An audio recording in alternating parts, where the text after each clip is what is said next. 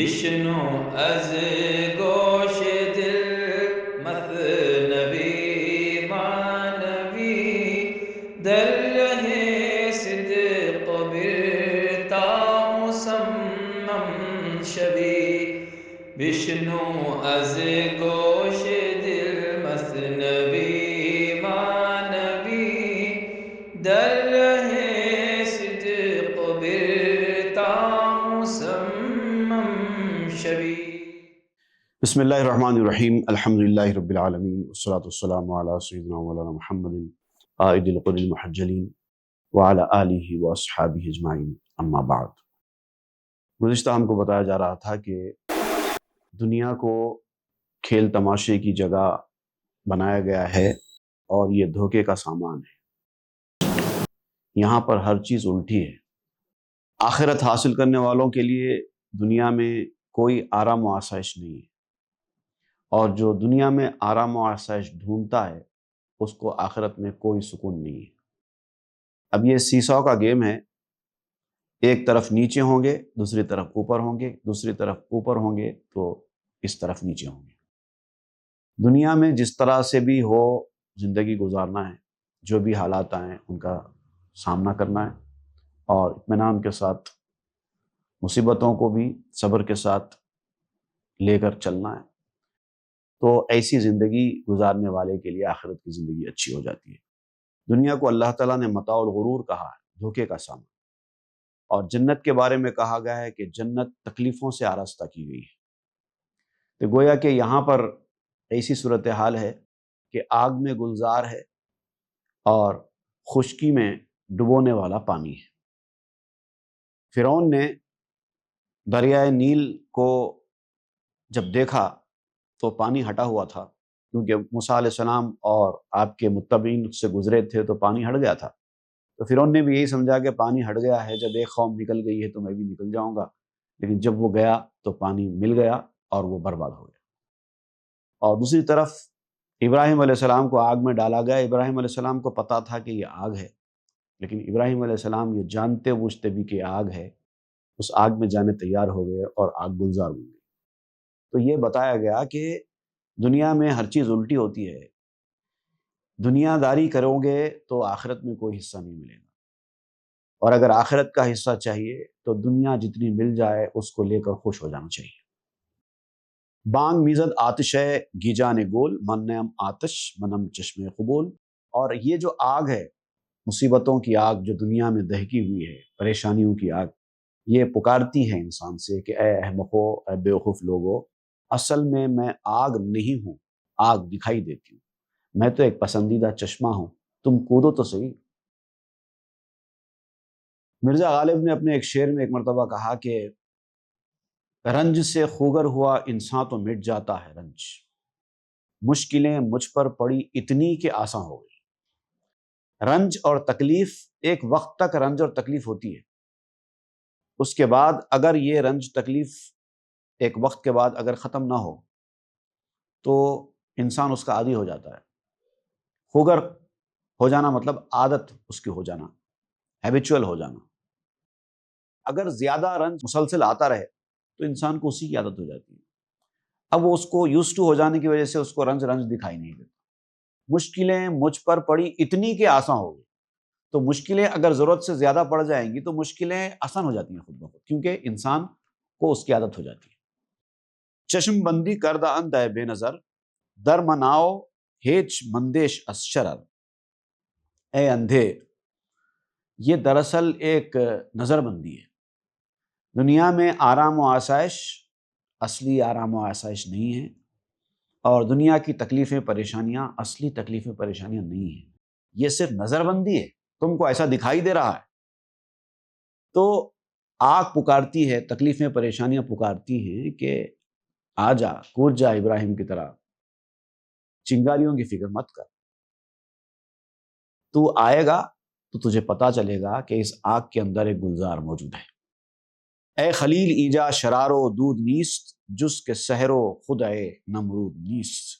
اے میرے خلیل، اے میرے دوست، یہاں پر لفظ خلیل آپ اس لیے استعمال کر رہے ہیں کیونکہ ابراہیم علیہ السلام کا لقب ہے کہ اے میرے دوست، یہاں چنگاری ہے نہ دھواں ہے، دور سے دکھائی دے رہا ہے کہ آگ ہے، لیکن تجھے اندر آنے کے بعد پتہ چلے گا کہ یہ ایسی آگ ہے کہ اس کے اندر کوئی چنگاری، کوئی دھواں نہیں ہے۔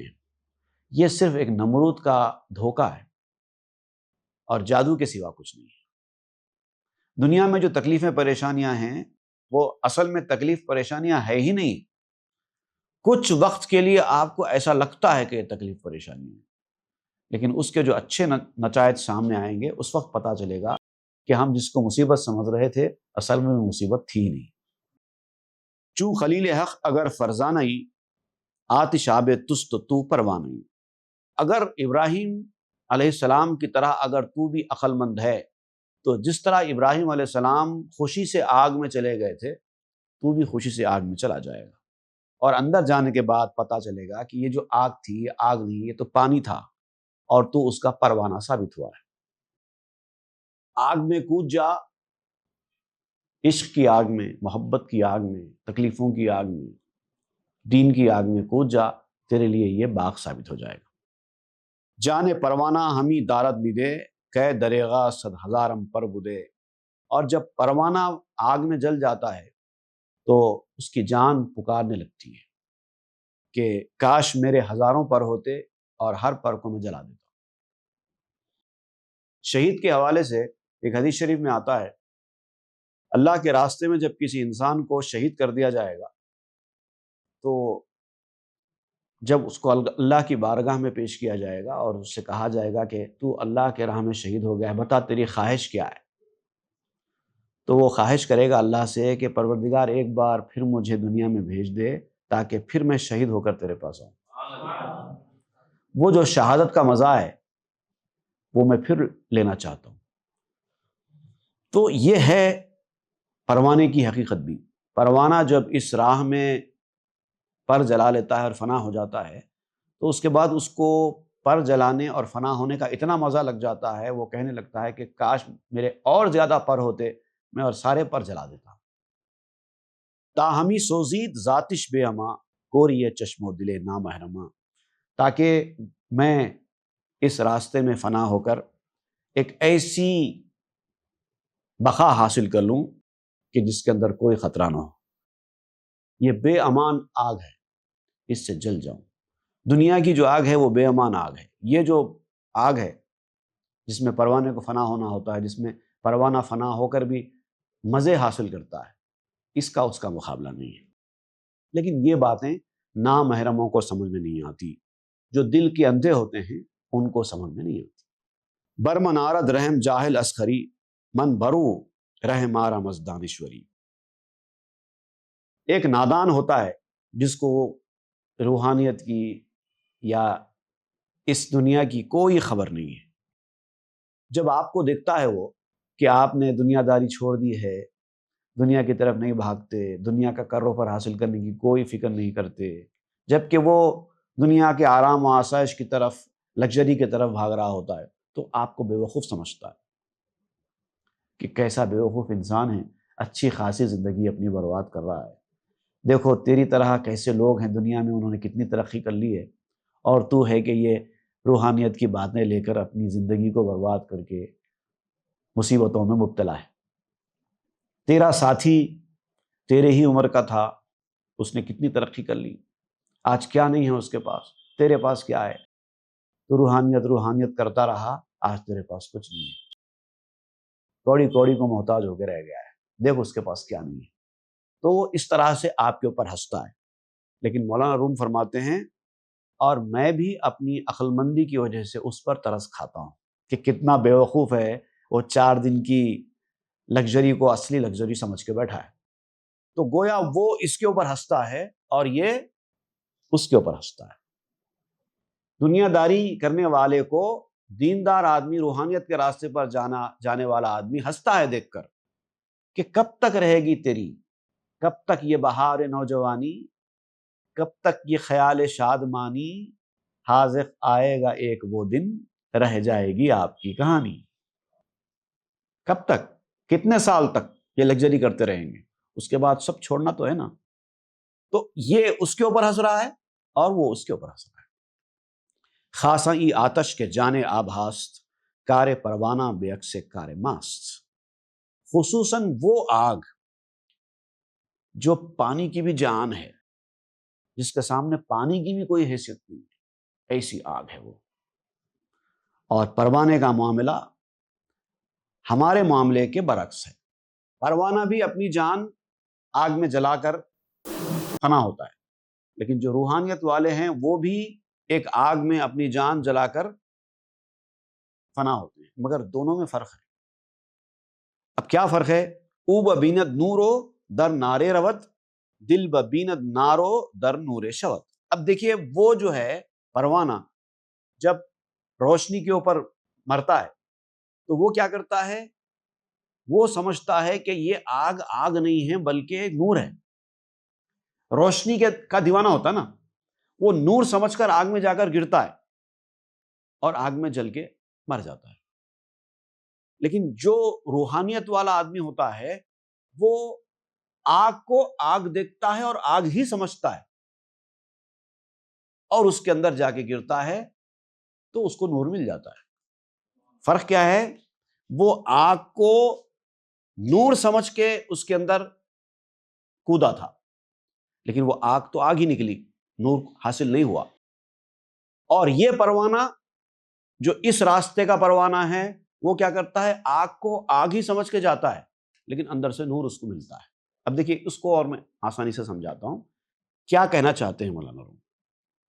دنیا دار آدمی دنیا کی لگژری کو لگژری سمجھتا ہے، کر و فر کی زندگی سمجھتا ہے اور اس کے پیچھے بھاگتا ہے، لیکن وہ کر و فر کی زندگی تو ہے نہیں، اس لیے کہ اس دنیا کی کر و فر کی زندگی کے اتنے عیب اور اتنے نقائص ہیں کہ وہ جانے کے بعد پتہ چلے گا۔ کئی نقائص، اگر میں اس کے نقائص گنانا شروع کروں تو کافی زیادہ وقت ہو جائے گا۔ دنیا کی دولت کبھی بھی چھن جا سکتی ہے، چوری جا سکتی ہے، آپ کو فکر پریشانی میں مبتلا کر سکتی ہے، اس کی حفاظت کی ذمہ داری آپ کے اوپر عائد ہوتی ہے، پھر اس کی وجہ سے آپ کے حاسدین اور دشمنوں کی تعداد بڑھ جاتی ہے، پھر وہ آپ کے پاس ہمیشہ رہنے والی چیز ہے نہیں، یا تو وہ ختم ہو جائے گی یا آپ ختم ہو جائیں گے۔ تو یہ کون سی لگژری ہوئی؟ جبکہ جو روحانیت والی لگژری ہے، جو اس لگژری کو چھوڑنے سے جو حاصل ہوتی ہے وہ اس کے ٹوٹلی برعکس ہے، مگر فرق کیا ہے؟ وہ اب دکھائی نہیں دے رہی ہے، اب تو آگ ہی دکھائی دے رہی ہے۔ تو جو آگ کو نور سمجھ کر اس کے اندر کودا، اس کو نور نہیں ملا بلکہ آگ نے ہی اس کو جلا دیا۔ اور ادھر کیا ہے؟ آگ کو اس نے آگ ہی سمجھا اور اپنے آپ کو اس نے گرایا، تو اب اس کو آگ نے جلایا نہیں بلکہ وہ نور ثابت ہو گیا۔ اس میدان میں آنے والے کو ابتداً تھوڑی تکلیفوں کا سامنا کرنا پڑتا ہے، لیکن جو کچھ اس کو حاصل ہوتا ہے وہ اس کے بالکل اپوزٹ ہوتا ہے۔ ایک تو وہ چیز چھینی نہیں جاتی ہے، ہمیشہ ہمیشہ اس کے ساتھ رہتی ہے، اس کو بھی اس سے بقا مل جاتی ہے، ہمیشگی مل جاتی ہے، پھر اس کی وجہ سے اس کے دشمنوں میں اضافہ ہوا تھا، اس کی وجہ سے اس کے چاہنے والوں میں اضافہ ہو جاتا ہے۔ دیکھیے اللہ والوں میں اور دنیا داروں میں بنیادی طور پر آپ دیکھیے فرق یہی ہوتا ہے۔ دنیا دار آدمی کے بظاہر چاہنے والے زیادہ ہوتے ہیں، پیچھے پیچھے پھرنے والے بہت ہوتے ہیں، لیکن حقیقت میں وہ چاہنے والے نہیں ہوتے، بلکہ اس کی مال، اس کے منصب اور اس کے مقام کی وجہ سے اپنے آپ کو گرویدہ ظاہر کرتے ہیں۔ اگر اس کا منصب، اس کا مقام چلے جائے تو پتہ چل جاتا ہے کون کتنا چاہنے والا ہے۔ وہ غرضی لوگ ہوتے ہیں جو پیچھے پیچھے پھرتے ہیں، لیکن دینداروں کے پیچھے آنے والے، ان کے پاس تو کچھ ہے ہی نہیں ظاہری طور پر، لیکن ان کو چاہنے والے ملتے ہیں۔ یہ بہت بڑا فرق ہوتا ہے۔ ان کی دولت کو چوری کا خطرہ ہے، ان کی دولت چوری کا کوئی خطرہ نہیں ہے۔ این چنی لیبامدس رب جلیل تاب بینی کیست از آل خلیل۔ یہی ہے اس رب جلیل کی جانب سے بنایا ہوا کھیل۔ یہ ایک ایسا کھیل ہے، جو چیز لگژری دکھائی دے رہی ہے وہ اصل میں لگژری نہیں ہے، اور جو مصیبت اور تکلیفوں والی زندگی دکھائی دے رہی ہے وہ اصل میں لگژری ہے۔ یہی تو الٹا گیم ہے جو اللہ تعالیٰ نے اس دنیا میں سجا دیا ہے، اور یہ اس لیے کیا تاکہ دیکھے کہ ابراہیم علیہ السلام کے راستے پر چلنے والا کون ہے، کیونکہ اللہ تعالیٰ کا حکم ہے نا، وَاتَّبِعْ مِلَّةَ إِبْرَاهِيمَ خَلِيلًا، ابراہیم علیہ السلام کے طریقے کو اختیار کرو۔ تو اب دیکھنا یہ ہے کہ ابراہیم کے طریقے کو کون اختیار کرتا ہے، کون باغ کے پیچھے جاتا ہے اور کون آگ کے پیچھے جاتا ہے، کون باغ میں کودتا ہے کون آگ میں کودتا ہے۔ باغ میں کودیں گے تو جو باہر سے باغ دکھائی دے رہا تھا، اندر جانے کے بعد پتا چلے گا کہ کوئی باغ نہیں ہے، اور جو آگ میں کودا تھا، کودنے کے بعد پتا چلے گا کہ یہ آگ نے اس کا کچھ نقصان نہیں کیا بلکہ وہ باغ بن گیا۔ یہ ابراہیم علیہ السلام ہی کے ساتھ ہوا ہے، اسی لیے کہا گیا ابراہیم کے راستے کی پیروی کرو۔ آتش را شکل آبی داداند وندر آتش چشمہ بخشاداند۔ آگ کو اللہ تعالیٰ نے پانی کی شکل دے دی ہے۔ ایک طرف حالت یہ ہے کہ دور سے پانی دکھائی دے رہا ہے لیکن اصل میں آگ ہے، دور سے لگژری دکھائی دے رہی ہے لیکن اصل میں مصیبت ہے، دنیا کی زندگی۔ اور ادھر کیا کیا، باہر سے آگ دکھائی دے رہی ہے لیکن اندر چشمہ ہے۔ دنیا کی زندگی باہر سے لگژری دکھائی دے رہی ہے، اندر سے مصیبت ہے، اور آخرت کی زندگی باہر سے مصیبت دکھائی دے رہی ہے، اندر سے چشمہ ہے۔ ساحر سہنے برنجی راب فن می کنت کرمش میان انجمن۔ جیسے جادوگر کرتے نا، مختلف قسم کے جادو دکھاتے ہیں جادوگر، تو وہ جو دکھاتے ہیں وہ اصل میں ہوتا نہیں ہے۔ جیسے چاولوں کو اپنے فن کے ذریعے وہ کیڑے دکھاتے ہیں، چاول پھیلا دیتے ہیں آپ کے سامنے، چاول کے دانے پھیلا دیتے ہیں، آپ کو ایسا لگتا ہے جیسے اب کیڑے چل رہے ہیں۔ چاولوں کے دانے آپ کو کیڑے دکھائی دیتے ہیں جادو کے اثر سے۔ آپ حیران ہوتے ہیں کہ بھئی یہ چاولوں کے دانے کیڑے کیسے بن گئے؟ تو کیا آپ سمجھتے ہیں کہ وہ کیڑے بنے ہیں؟ نہیں بنے، وہ نظر بندی ہے، آپ کو ایسا دکھائی دے رہا ہے۔ وہ ایسا فن سیکھے ہوئے ہوتے ہیں کہ اس فن کے ذریعے وہ آپ کو ایسا دکھاتے ہیں۔ خانہ را اوپر ز کشدم ہا نمود از دم سحرو خدا کشدم نبود۔ گھر کو بچھوؤں سے بھرا ہوا دکھائی دیتے ہیں۔ اب بولتے ہیں فلاں کمرے میں جاؤ، جبکہ آپ جانتے ہیں اس کمرے میں کچھ نہیں ہے، لیکن وہ جادو کے اثر سے ایسا دکھاتے ہیں جیسے کمرے میں پورے بچھو پھیلے ہوئے ہیں، آپ کو دکھتے ہیں، لیکن کیا ایک بھی بچھو ہوتا ہے؟ نہیں ہوتا ہے۔ یہ جادو کے اثر سے دکھایا گیا ہے۔ چونکہ جادو میں نمایت سچنی چوں بوت دستان جادو آفری، ایسی سینکڑوں باتیں جادو دکھاتا ہے۔ ایک چھوٹے بچے کو لیتے ہیں، اس کے گردن کے اوپر سے تلوار پھرا کر اس کا سر الگ کر دیتے ہیں، پھر اس کا دھڑ الگ کر دیتے ہیں، سر الگ ہو جاتا ہے، دھڑ الگ ہو جاتا ہے، پھر بعد میں وہ سر کو اور دھڑ کو ملاتے ہیں اور پھر بچہ زندہ ہو جاتا ہے۔ آپ پریشان ہوتے ہیں کہ ایسے کیسے ہو گیا؟ تو کیا وہ بچے کو کچھ ہوا؟ کچھ نہیں، وہ بچہ جیسا تھا ویسے ہی آپ کو ایسا دکھائی دیتا ہے، وہ جادو کا اثر ہے۔ اب آپ سوچو، جادو کرنے والے نے جادو سیکھ کر آپ کو ایسا حیران کر دیا، تو جادو سیکھنے والا کیا جادو پیدا کرنے والا ہے؟ وہ تو صرف اس نے سیکھا ہے، اس نے جادو پیدا تو نہیں کیا ہے۔ جادو پیدا کس نے کیا ہے؟ ہر چیز کا پیدا کرنے والا تو اللہ ہے نا، تو جادو بھی پیدا کرنے والا اللہ ہی ہے۔ اللہ تعالیٰ نے جادو پیدا کیا ہے اور کہا ہے کہ یہ نہیں سیکھنا۔ بنایا تو اللہ تعالیٰ نہیں، لیکن حکم دیا ہے کہ سیکھنا نہیں، حرام ہے، ایمان چلا جائے گا، نہیں سیکھنا۔ اب آپ پوچھیں گے کہ ٹھیک ہے ہم نہیں سیکھتے، لیکن بنایا کس نے؟ تو اللہ نہیں بنایا۔ تو اب آپ کہتے ہیں کہ جب جادو سیکھنے والا ایسی تدبیر دکھا سکتا ہے تو جادو کا پیدا کرنے والا کیوں نہیں دکھا سکتا؟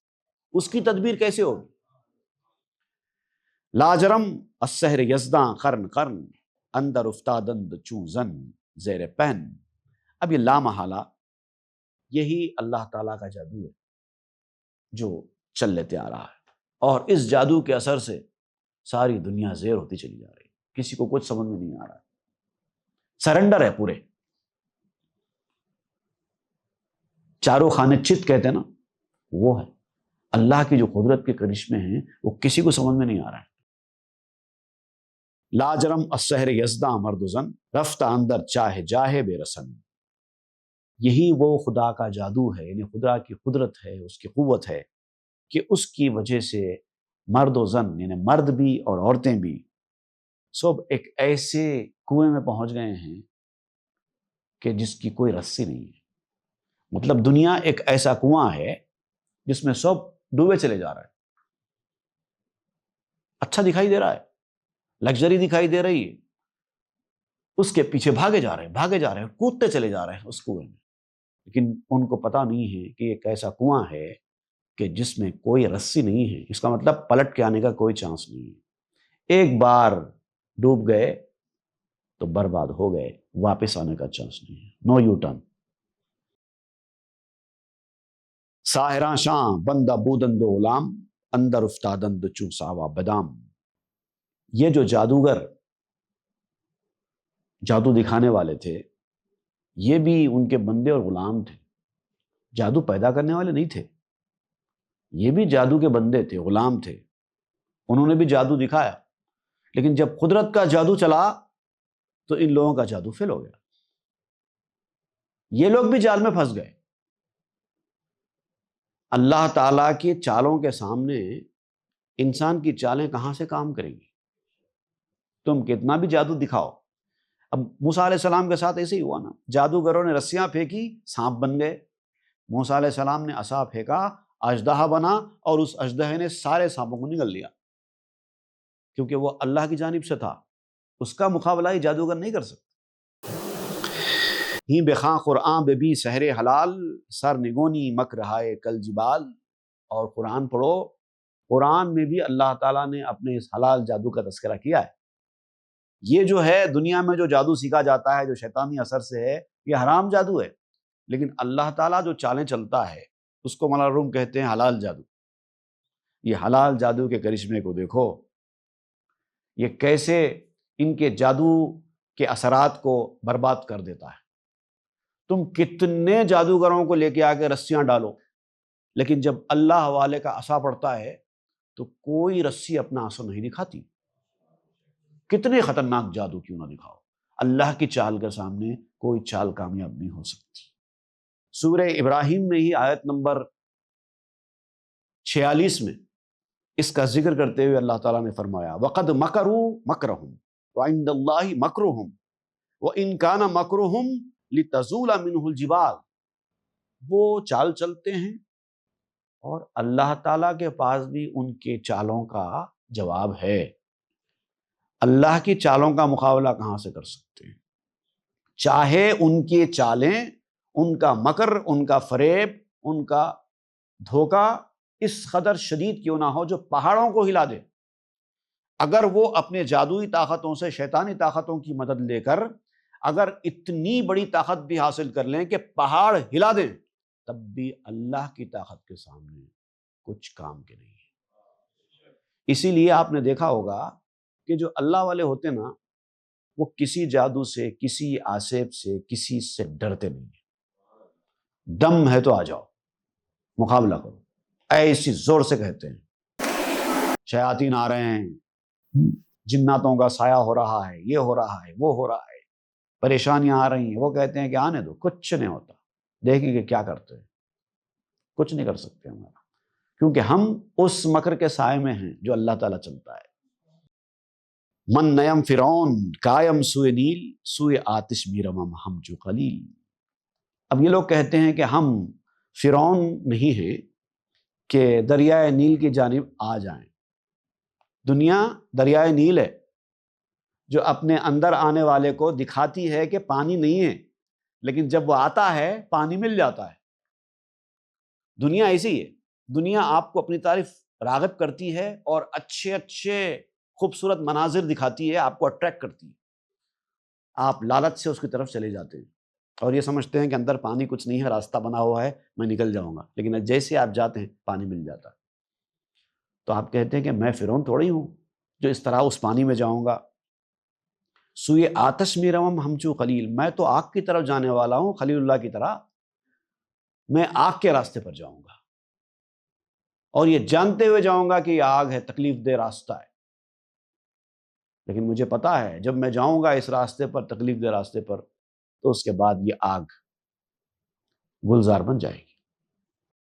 نیست آتش ہست مائے معی، ماں دیگر از مکر آب آتشی۔ اصل میں یہ آگ نہیں ہے، یہ تو بہتا پانی ہے، لیکن جو دوسروں کی خرابیاں ہیں، ان خرابیوں کی وجہ سے جو ان کو حاصل ہوتا ہے، جو پانی ان کو حاصل ہوتا ہے، دریائے نیل کا۔ حالانکہ پانی کی خصوصیت ہے، پانی تو زندگی دینے والی چیز ہے۔ وَجَعَلْنَا مِنَ الْمَاءِ كُلَّ شَيْءٍ حَيٍّ، ہم نے ہر چیز کو پانی سے زندہ رکھا ہے۔ تو انسان کے جسم کے اندر بھی کتنا پانی ہے آپ جانتے ہیں؟ پانی سے ہی زندگی ہے۔ انسانوں کی زندگی پانی سے ہے، جانوروں کی زندگی پانی سے ہے، پرندوں کی زندگی پانی سے ہے، یہاں تک کہ جھاڑوں کی زندگی پانی سے ہے۔ پانی نہ ہو تو کوئی زندہ نہ رہے۔ تو اتنی اہم چیز کا نام پانی ہے، لیکن یہی پانی انسان کے غرقاب کرنے کا سبب نہیں بنتا ہے۔ کتنے ایسے لوگ ہیں جو پانی میں ڈوب کر مر گئے؟ فرعون کا بھی وہی ہوا نا، جو چیز زندگی دینے والی تھی اسی نے فرعون کو تباہ کیا۔ دنیا کا معاملہ بھی ایسے ہی ہے، دنیا بھی ایسے ہی کرے گی۔ جو یہ سمجھ کر دنیا کے راستے پہ آئے گا کہ ہم تو کھلا راستہ ہے نکل جائیں گے، بیچ راستے پہ آنے کے بعد پانی مل جائے گا اور زندگی دینے والی چیز ہی تمہارے لیے زندگی چھیننے والی چیز بن جائے گی۔ پس نکو گفتاں رسول خوش جواز، ذرہ عقلت بیس صوم و نماز۔ اب رسول اللہ صلی اللہ علیہ وسلم نے کیا خوب کہا ہے۔ اب یہاں پر ایک آپ رسول اللہ صلی اللہ علیہ وسلم کے حوالے سے ایک قول بیان کر رہے ہیں، لیکن یہ حدیث نہیں ہے، ایک مفہوم ہے، اس کو کہتے ہیں مجازی حدیث۔ نہ ایسی کوئی حدیث ہے، الفاظ تو دور کی بات ہے، ایسا مفہوم بھی نہیں ہے حدیث، لیکن جو اس کا مطلب ہے وہ مطلب احادیث میں ضرور بیان ہوا ہے اس طرح کا، تو اس کو آپ حدیث کی طرح بیان کر رہے ہیں۔ ذرہ عقلت بیعص صوم و نماز، روزے اور نماز سے بھی زیادہ بہتر ہے عقل کا ایک ذرہ۔ اگر آپ عقل مند ہیں، وہ نورانی عقل کی بات ہو رہی ہے، اگر وہ عقل کا نور یا نور کی عقل آپ کو حاصل ہے تو وہ عقل کا حاصل ہو جانا آپ کو نماز روزے سے بھی بہتر فائدے عطا کرتا ہے۔ اب وہ کیوں ہیں؟ وہ اس لیے ہے کہ دیکھیے عبادت بھی ایک اہم چیز ہے، مگر عبادت کے ساتھ عقل، شعور، سمجھداری اور درست فیصلے کی صلاحیت انسان کو اللہ سے بہت جلد قریب کرتی ہے۔ نماز روزے کے ذریعے بھی بندہ اللہ کا قرب حاصل ضرور کرتا ہے، لیکن اس کے لیے بڑی مشقت درکار ہوتی ہے، اس میں بھی عقل کی ضرورت ہے تبھی حاصل ہوگا۔ وسجد وقترب کا مقام، وہ منزل بھی انسان کو اسی صورت میں حاصل ہوگی جب عقل کا استعمال کرتے ہوئے روزہ اور نماز کا اہتمام کرے، اور اگر عقل نہیں ہوگی تو روزہ نماز سے بھی کچھ نہیں ہوگا۔ اگر بغیر عقل کے عبادت کی جائے گی تو وہ اپنا صحیح فائدہ نہیں دے گی، اور تھوڑی سی عقل بھی انسان کو گمراہی سے بچا کر صحیح راستہ دکھا دیتی ہے، اور جبکہ ظاہری عبادت یہ کام نہیں کرتی۔ تو عبادت سے زیادہ اہم عقل ہے یہ مطلب نہیں ہے، بلکہ ایسی عبادتوں سے عقل زیادہ بہتر ہے جو بغیر عقل سے کی جائے، اس کو آپ یہاں پر بیان کر رہے ہیں۔ اور ویسے بھی آپ دیکھیے قرآن مجید میں 40 سے بھی زیادہ مرتبہ قرآن مجید میں یاقلون تاقلون آیا ہے۔ کیوں عقل کا استعمال نہیں کرتے؟ کیوں عقل کا استعمال نہیں کرتے؟ عقل کا استعمال کرو، عقل کا استعمال کرو، کہا گیا قرآن مجید میں۔ اور ایک حدیث شریف ترمذی شریف کی حدیث ہے، سنن ترمذی میں بیان ہوئی ہے، الکیس من دان نفسہ، عقل مند انسان وہ ہے جو اپنے آپ کو پہچانے، اپنی حقیقت کو جانے کہ وہ کون ہے۔ اور ایک قول یہ بھی بیان کیا جاتا ہے، من عرف نفسہ فقد عرف ربہ، جس نے اپنے نفس کو، اپنے آپ کی حقیقت کو پہچانا وہی اللہ کو پہچاننے میں کامیاب ہوتا ہے۔ جو خود کو نہیں پہچان سکتا وہ اللہ کو کیسے پہچانے گا؟ مطلب بہت سارے لوگ آج بھی دنیا میں جیتے ہیں، ان کو خود پتہ نہیں کہ وہ کون ہے۔ آپ کی پہچان یہ نہیں ہے کہ آپ کا فلاں نام ہے، آپ فلاں کے بیٹے ہیں، فلاں خاندان میں پیدا ہوئے، یہ آپ کی پہچان نہیں ہے۔ آپ کی اصلی پہچان کیا ہے؟ وہ اگر آپ کو حاصل ہو جائے تو پھر اللہ تعالیٰ کی پہچان آپ کو حاصل ہو سکتی ہے، اور یہ سب عقل سے ہوتا ہے۔ تو جب تک یہ معرفت حاصل نہ ہوگی تب تک آپ کو عبادتوں کے اصلی فائدے حاصل نہیں ہوں گے، اور وہ عقل سے ہوتے ہیں۔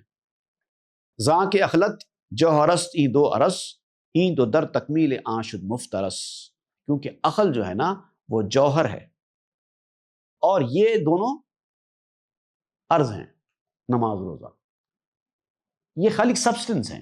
مطلب ایک نماز پڑھنا آپ کی زندگی کا مقصد نہیں ہے، روزہ رکھنا آپ کی زندگی کا مقصد نہیں ہے. مقصد تو کچھ اور ہے. وہ مقصد کو حاصل کرنے کے لیے آپ کو نماز روزے کی پابندی لگائی گئی. دیکھیے پوری قرآن میں کہیں بھی آپ کو یہ نہیں ملے گا کہ جس نے نماز پڑھ لیا وہ کامیاب ہو گیا. پوری قرآن میں آپ کو کہیں یہ نہیں ملے گا کہ جس نے روزہ رکھ لیا وہ کامیاب ہو گیا. نہیں. ایک چیز ایسی ہے جس کے بارے میں قرآن میں ایک نہیں دو جگہ ذکر ہوا ہے کہ جس نے وہ کام کر لیا وہ کامیاب ہو گیا. اور وہ کیا ہے؟ قد افلح من تزکا، قد افلح من زکاہا، جس نے اپنے نفس کو اپنے باطن کو پاک کر لیا وہ کامیاب ہو گیا. اور نماز پڑھنا روزہ رکھنا یہ سب باطن کو پاک کرنے کے مرحلے ہیں. اس کو ایک اور مثال سے میں آپ کو سمجھاتا ہوں. جس نے اٹینڈنس اختیار کر لی وہ کامیاب ہو گیا. کہیں نہیں، چاہے 100% اٹینڈنس آپ کی کیوں نہ ہو جائے اسکول کالج میں، اس کی بنیاد پر آپ ایگزام پاس نہیں کر سکتے، لیکن وہ اٹینڈنس آپ کو ایگزام پاس کرنے میں مدد دیتی ہے. لیکن پاس کیسے ہوں گے؟ جس نے ایگزام پیپر اچھا لکھا وہ کامیاب ہو گیا. یہ ہے اصل چیز. لیکن ایگزام پیپر اچھا لکھنے کے لیے کلاسز اٹینڈ کرنا ہوگا. تو ویسے ہی باطن کی پاکی انسان کی کامیابی کی ضامن ہے، اور نماز روزہ اور دیگر عبادتیں باطن کی پاکی کی ایک صورتیں.